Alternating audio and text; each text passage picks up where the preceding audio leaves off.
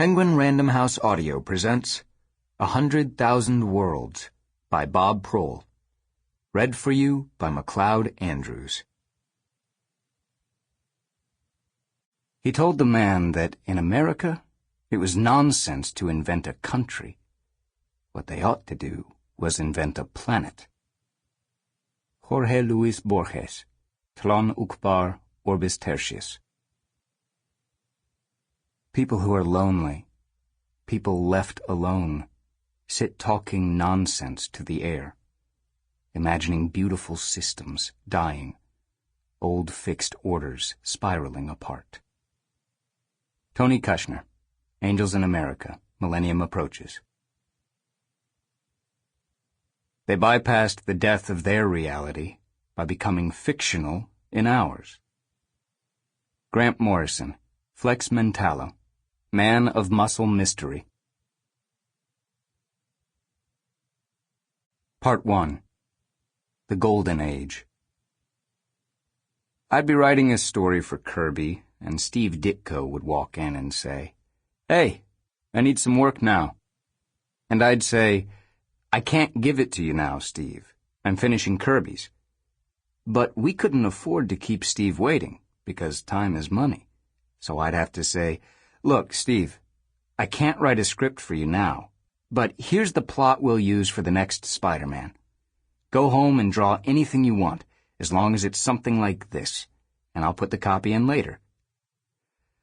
Okay, it started out as a lazy man's device, but we realized this was absolutely the best way to do a comic. Stanley Martin Lieber. If America gave anybody anything, it is ambition. Bad things would come out of it because some guys are in a hurry. But that doesn't mean they're evil or anything. It just means they fall into bad grace somehow. It was hard to find work.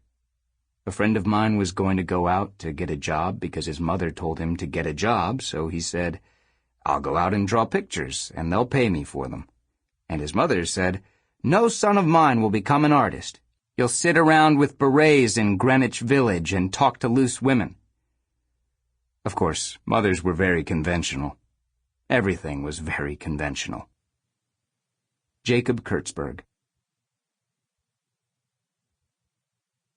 Travelogue. Alex Torrey, 9 but small for his age, writes the names of the places on the exit signs in his notebook. Below each, he rewrites the name backwards.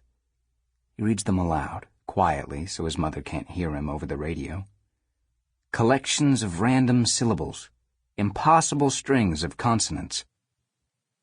It's tough work, but finding a magic word ought to be. There are useless abracadabras and hocus pocus lying around everywhere, but ones that still have magic in them, that haven't had it all sucked out, are harder to find. Plucky kid reporter Brian Bryson spent days in the dim-lit archives of the Metro City Public Library, eyes bleeding tears behind thick glasses, before he stumbled upon the word that turned him into Captain Wonder, champion of 6 ancient gods. "Excelsior," Alex says. If it worked for Brian Bryson, it might still have a little magic in it. The word uttered, he is still a boy in the back seat of a Honda Civic. He humps and returns to his list. Pronunciation and emphasis may be the key. Akath, Olafub, Alubatsa. Nothing. Most of central Pennsylvania had been dull, but occasionally there were Iroquois place names that sounded magical backward and forward.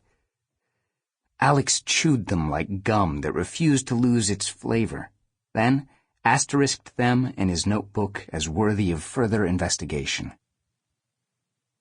Now and then, his mother checks the rear view and sees his lips forming odd shapes, but the sounds are drowned out by one sputtering NPR station after another. Alex cannot understand why she can't bear him talking to her while she drives, but she can stand the talk radio prattling on endlessly. Sample complete. Ready to continue?